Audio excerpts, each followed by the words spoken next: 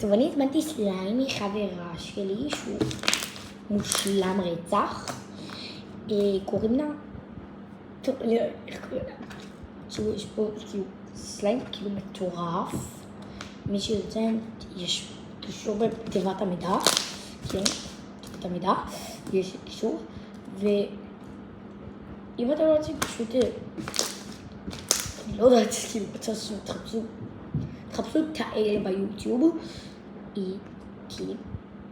כאלה סליימים, אם אתם לא מוצאים עליהם, אז כאילו...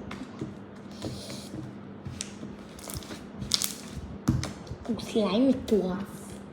בסך הכל כאילו עלה לי 10 שקל. באמת, חברים, זה שווה.